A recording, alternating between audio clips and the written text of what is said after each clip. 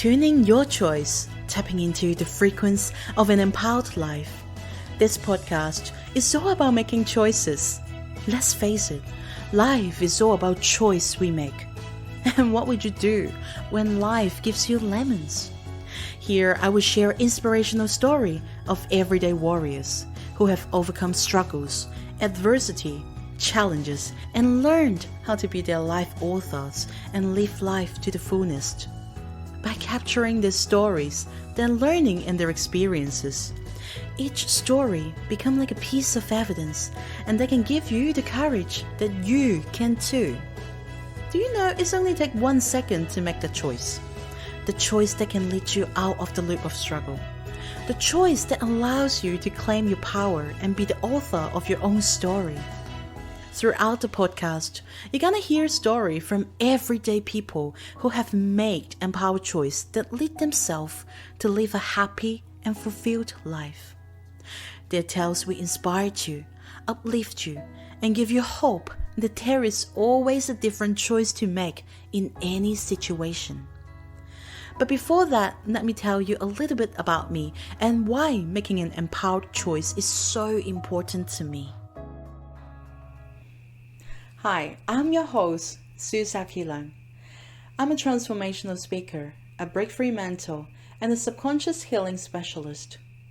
Coming from a challenging background where my parents disowned me when I was just 8 months old. Growing up, I experienced bullying, abuse, and family violence. I experienced firsthand how trauma can impact our life, physically and mentally, and how it can leave deep scars in our subconscious mind. But I make a choice to liberate myself from the past, to get on my own healing journey at the age of 15. Now 20 years later, I am living my purpose, spreading the message of choice, helping others to transform, and reminding each one of us that you have a choice. No matter where you're tuning in from, join me of possibility. Hello. It's 2 weeks again. Welcome back, tuning in your choice podcast. And today we have our guest Ariya Lo. If you happen just tuning this week, go back last episode because me and Ariya already have a long conversation and have checked, and she have shared her story. And this week we bring her back in here to share more about how us we can deal with setback and challenges and how we're being our life author. A little information about Ariya. Ariya is a coach, international best-selling author, and international speaker. She helps coaches, entrepreneurs, and business owners to live life that they desire and deserve.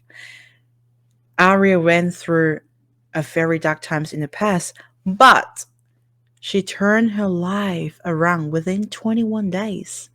So this episode, we're gonna listen and hear her story, how she actually turned her life around in 21 days.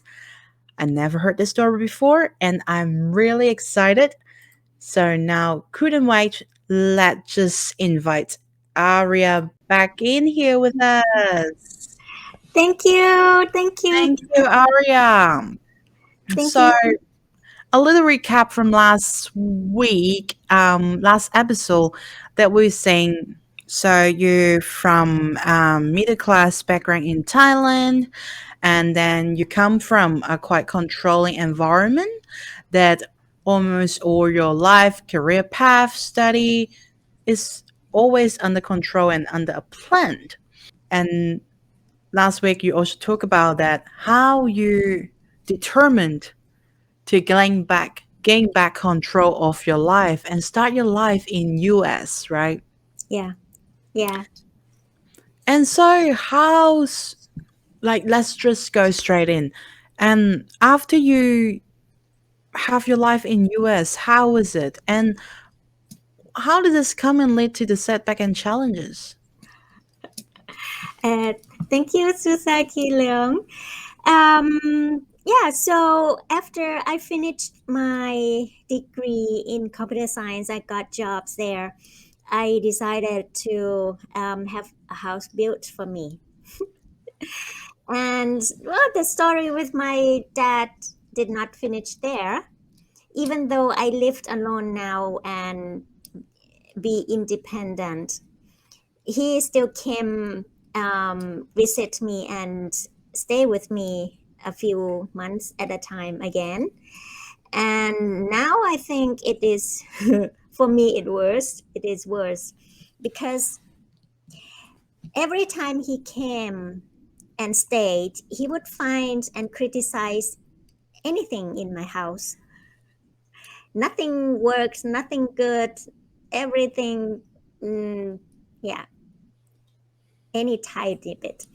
But then that was okay because it was for me only a few months. I could, yeah, tolerate it.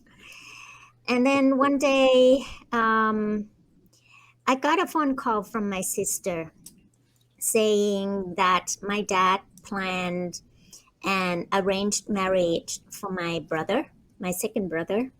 At that time, he already had a girlfriend, and they were serious.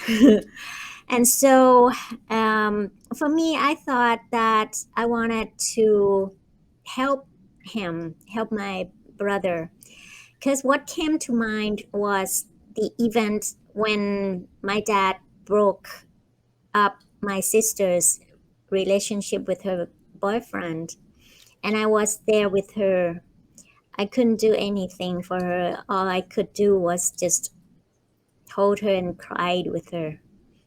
For me, it was heartbroken and the feeling of helpless. So this time I thought, okay, I wanted to at least talk to my dad. So I call him up and try to talk reason or something like that, because I have heard from many um, from a few people back in Thailand about this new girl that my dad arranged, that she was not nice and she was not friendly to the family. Yeah. So I thought, well, at least I wanted to talk something with my dad. I wanted him to at least give my brother some time. Maybe it might be a good idea to let them know each other more. Yes. Hmm. Could be that they like each other. Never know, right? Even though other people doesn't like her, it doesn't mean that my brother wouldn't like her. So at least them give my brother time to also work out with his girlfriend. Yeah. Is it a big no-no if you say no to a arranged marriage? Mm, for Is my is your dad, is your brother have a chance to say like, no, I have a girlfriend and I'm really in love with her? Mm. not a chance. And I saw that happened with my sister. Mm. So yeah, and that also turned out to be a really big fight. And my dad disowned me on the spot. Oh. Yeah, I can laugh it now, but at that time it was really, really crashed. You know the feeling of kite when the kite line was cut. Yeah. It goes out of control. And my life was spiraling down from that moment because Mm. I fell into a really, really deep and major depression. How because how because yeah, you go um, ahead. because he said I don't deserve to be his daughter. I don't deserve to be a part of the family anymore. That is hurt. And after that? Yeah, like I said, I had a deep depression, and for me, it was that I don't see the reason to be alive.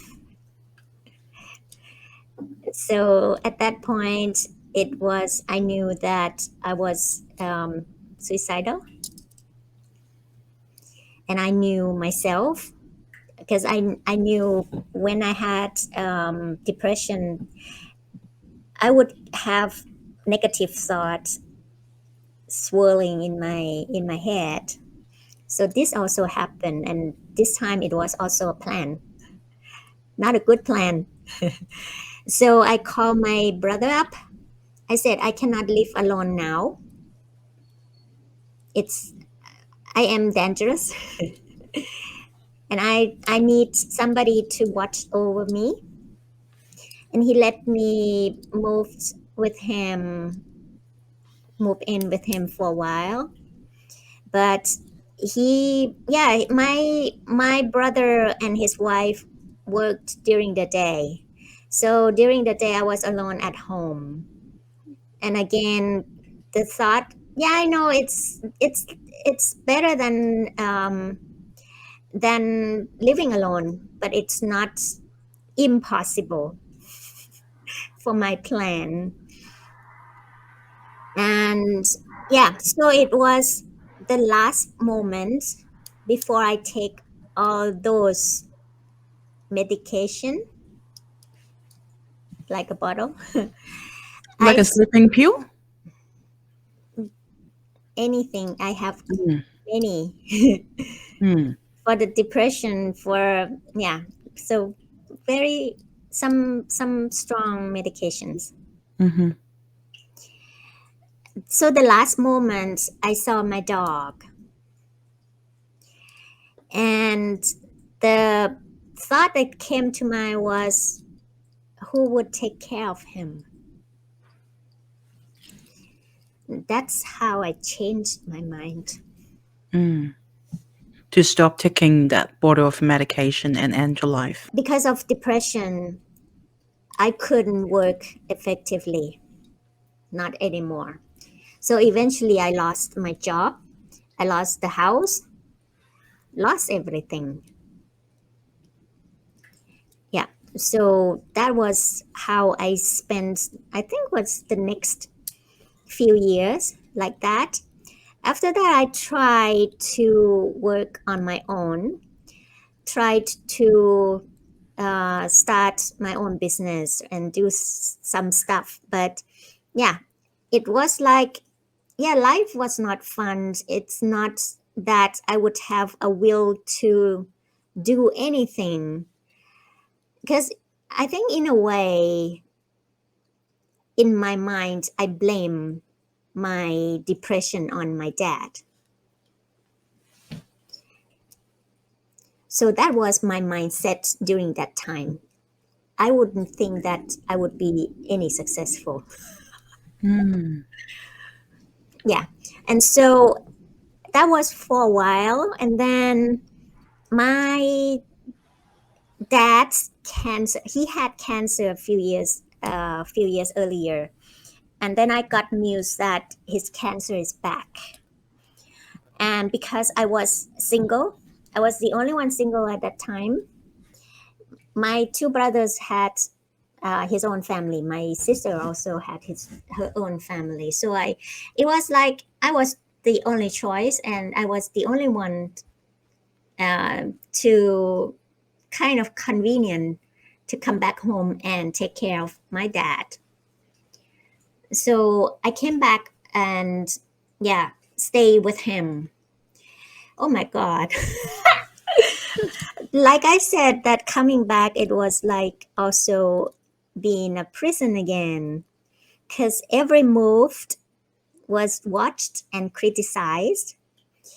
And so it was to the point that for me, it was suffering. For me, it was no freedom.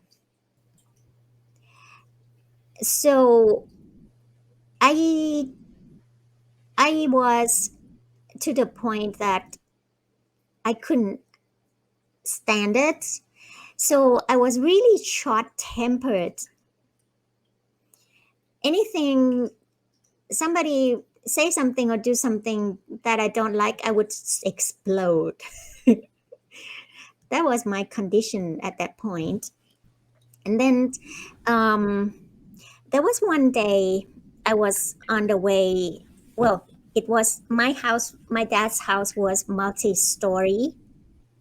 I came downstairs on the way out. I didn't know that my brother had arranged with a hospital to take me to the hospital. So when I came down and go out, there was one person hiding underneath the stairs. Another person hid behind the kitchen door. So when I went out past him, I didn't see anything. He grabbed me from the back and locked my neck and or something somehow I don't know anymore. My upper body was locked. The other person come and grabbed my leg, and I was carried to the ambulance.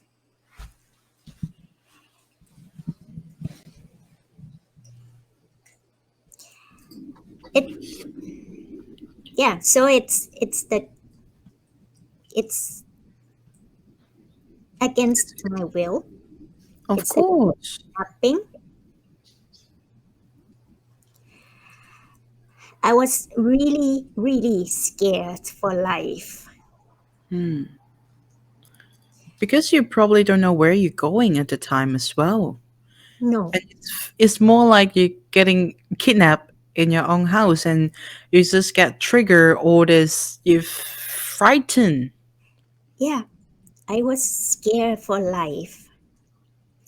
I thought that they would take me somewhere and kill me. Mm. That was going on in my head. Mm-hmm. So, well, on the way to the ambulance, I saw my both my brothers and my dad's driver standing there. I screamed for help. None came. Hmm. And I was put in the ambulance and they drove me to the hospital. They gave me some medication that knocked me out for 3 days. Wow.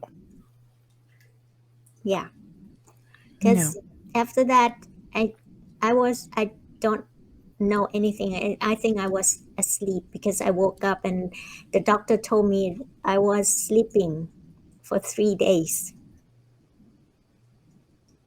Yeah.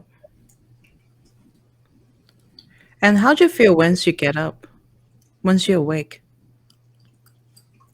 The well, when you are on medication, you are Medicated.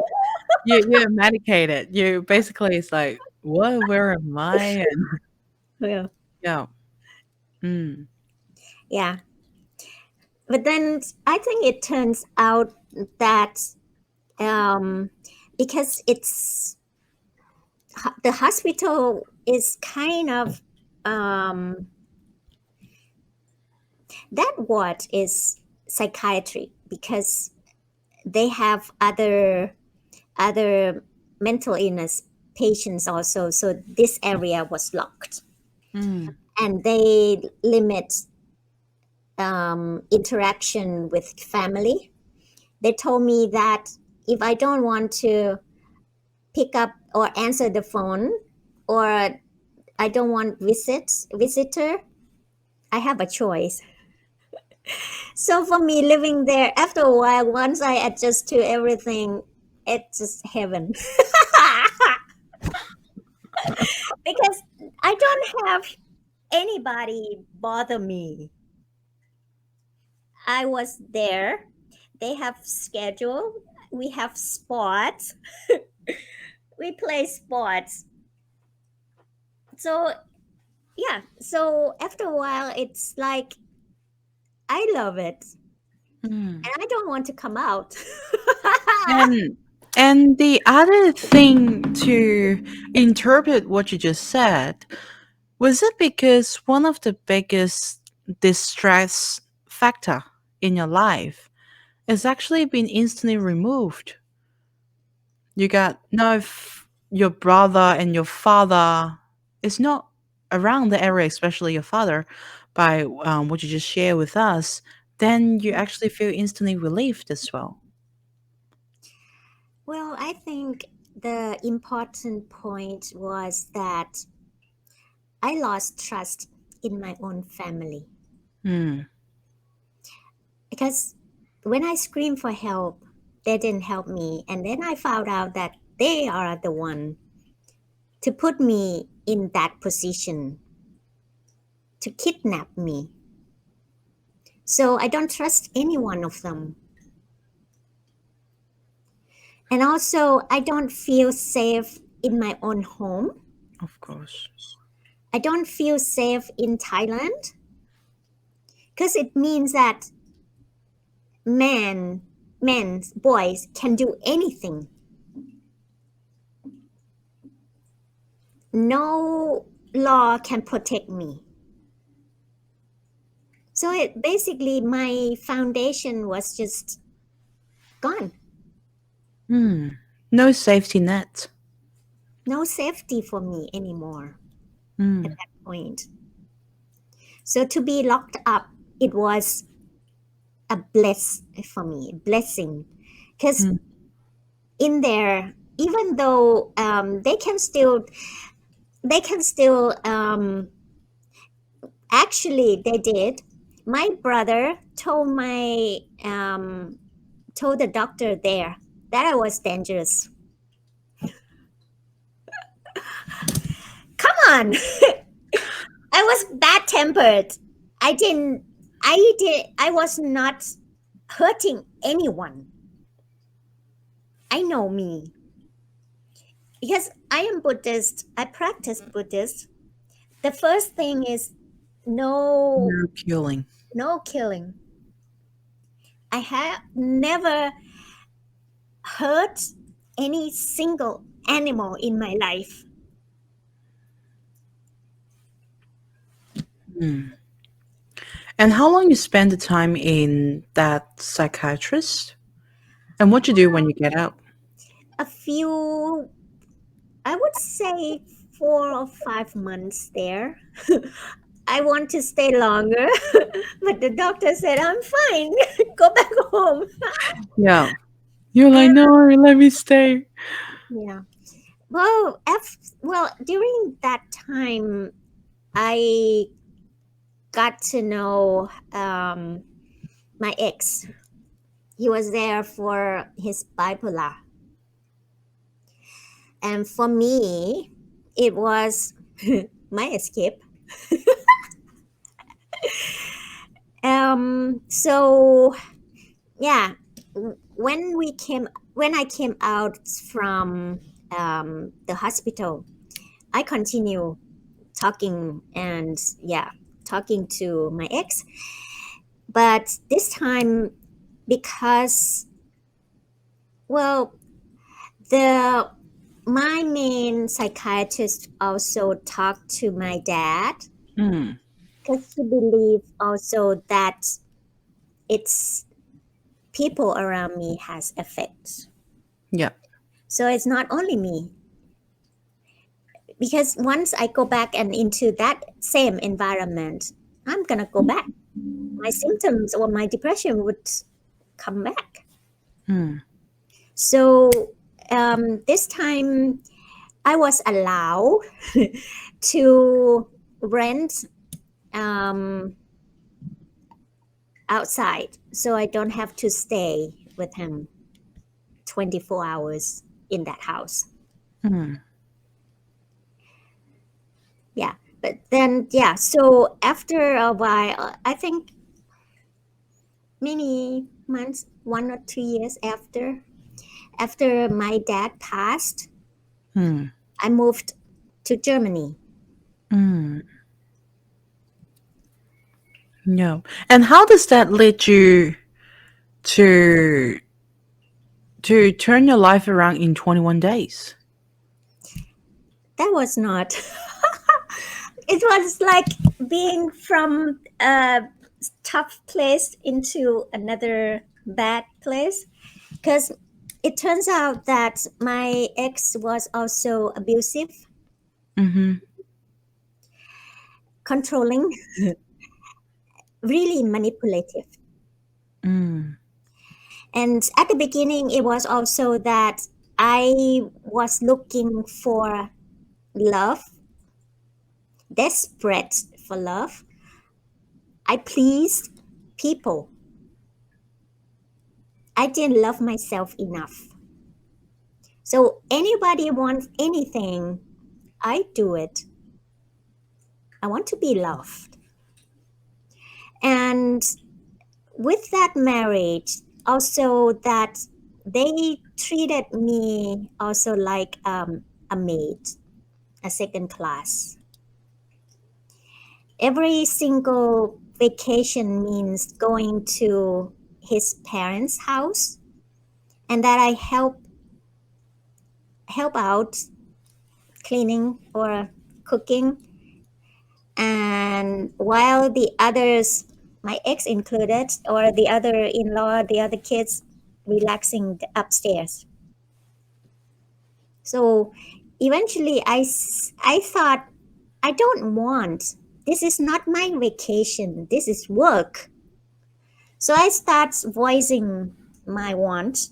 I don't want to go there. I don't want to be worker or helper only. It's my vacation. I want my vacation. So we started to have fight. So it's So basically you don't feel that respect and also loving caring in with your intimate partner, basically. no. Yeah. And after that, like, what you do? Like, of course, this also affects you see yourself in your value as well. And Yeah, you're in a new country. You're in German from Thailand to US, then now to German, and it's yeah. the whole other new horizon there. And It, then what happened? How does that affect your depression? so basically, I was stuck, Mm. cannot go anywhere, and cannot get any job. No friends, no family. This Because, terrible in a new country is very lonely as well. yeah, so of course, depression is back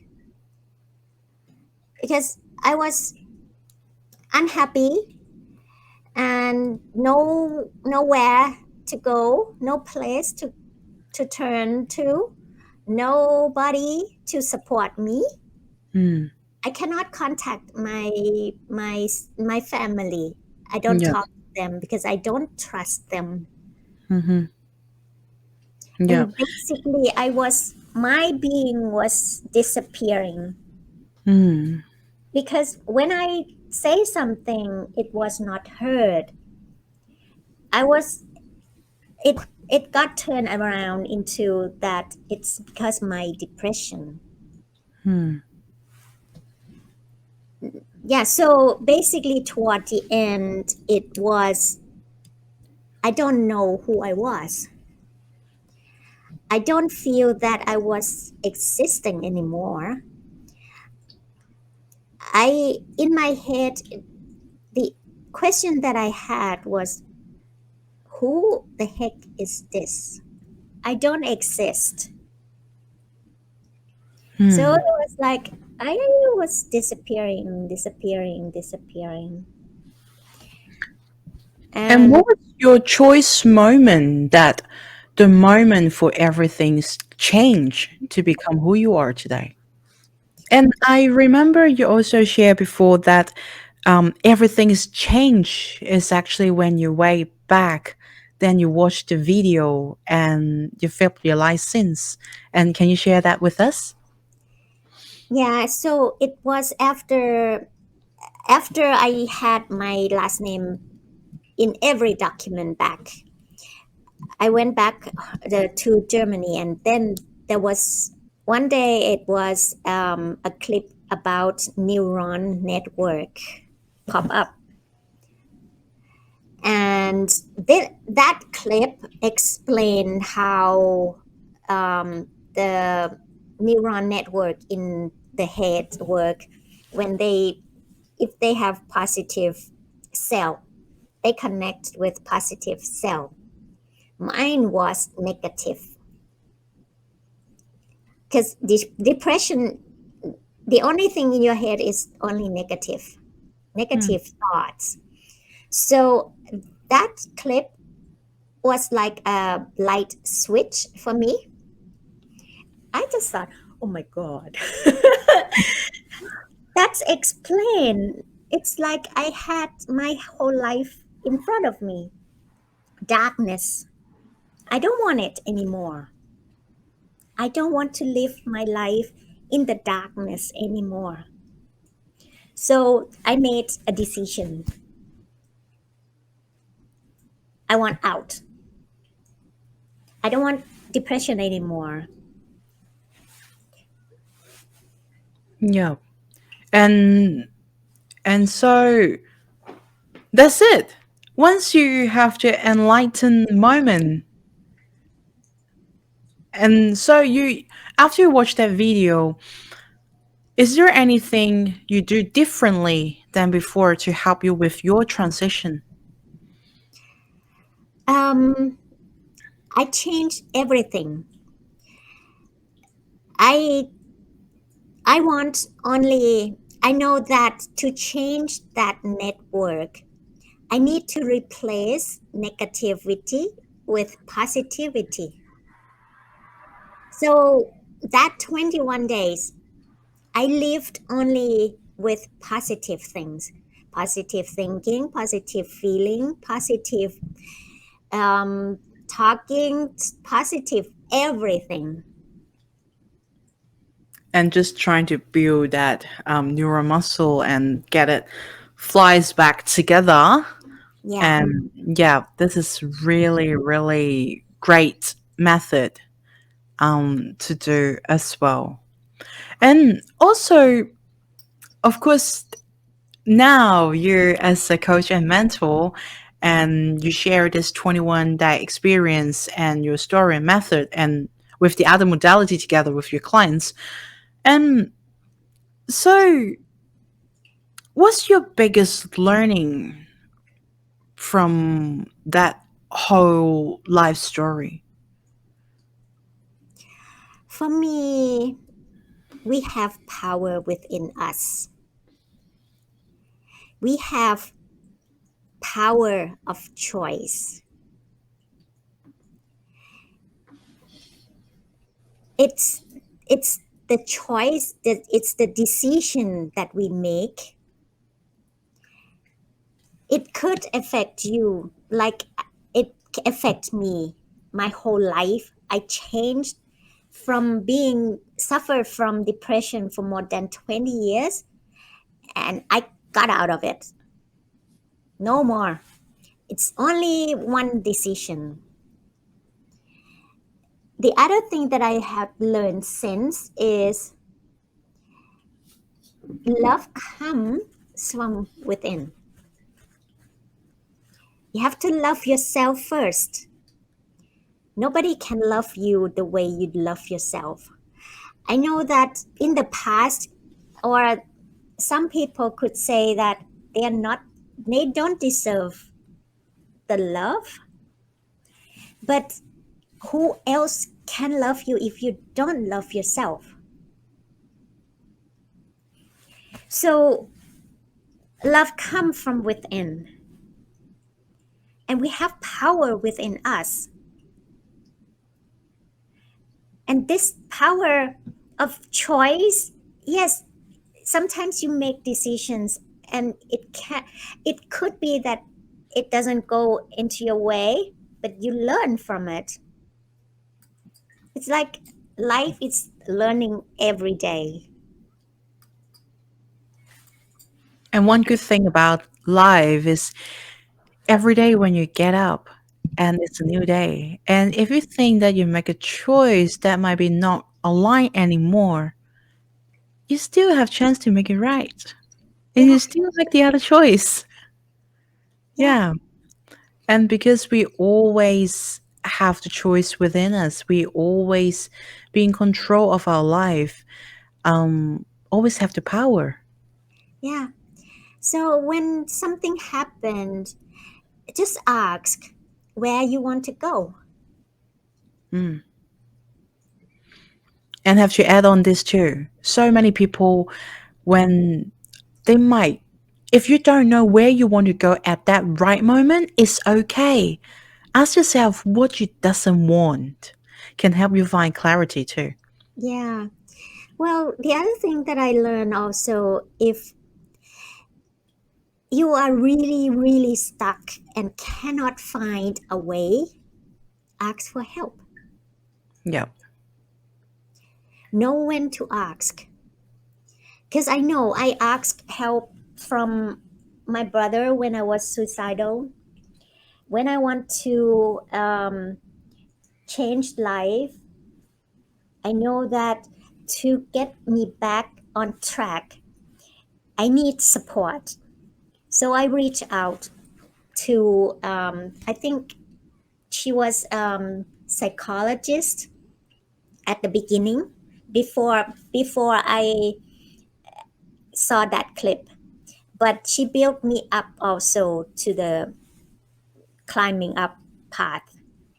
So know when to get help. Yeah. There is That's nothing wrong in asking for help. I just think that it shows you your strength also. Because think about it, we don't usually like asking for help, right? Because it yeah. means that It we takes sometimes courage. lose face, Mm. or we don't know whether the other how the other people would see us. There are many reasons. I, for one, in the past, I don't like asking for help,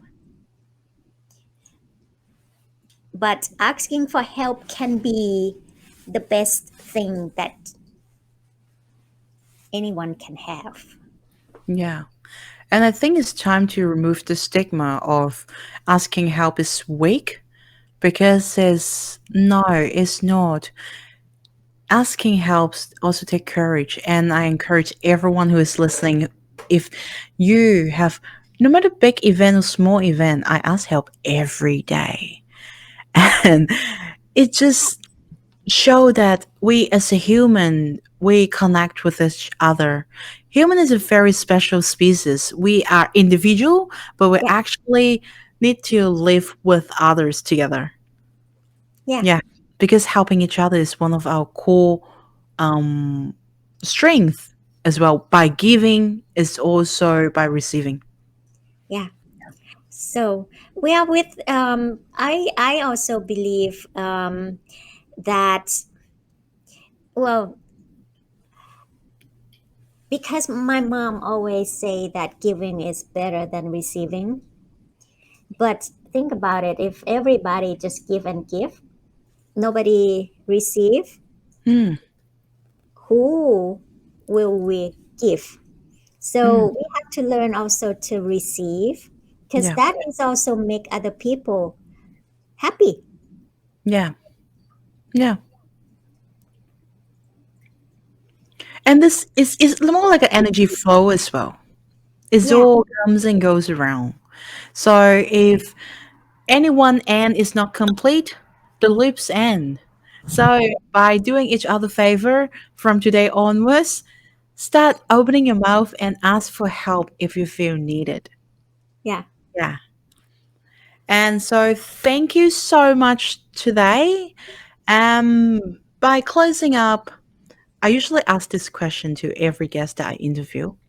Is there any good book that you're reading and maybe that was helping your life journey before, or maybe just some very good read that you recommend to me mostly and to the audience?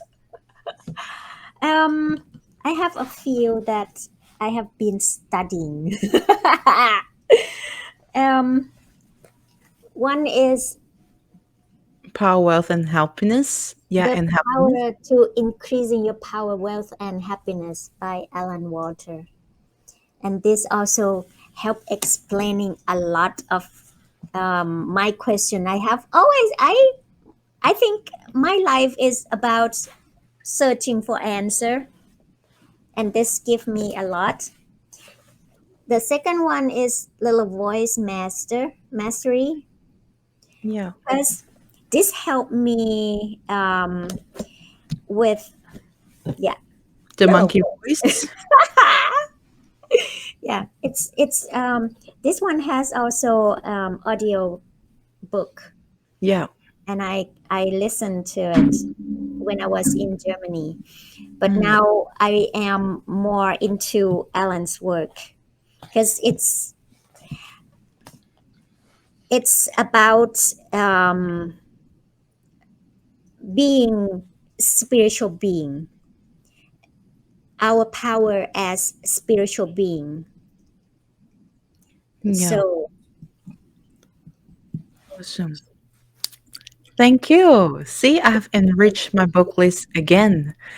And and also, again, thanks, Aria, tuning in from Thailand here with us today. And to the audience, we want to challenge you. What's that one choice you're going to make today?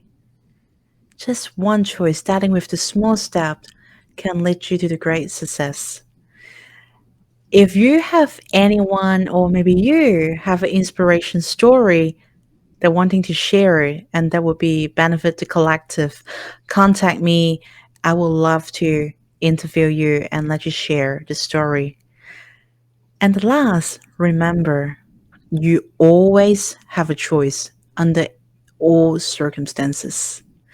I will also put Aria links, the contact information in the subscription and the link below. And so feel free to contact Aria. She's awesome. Thank you so much, Aria.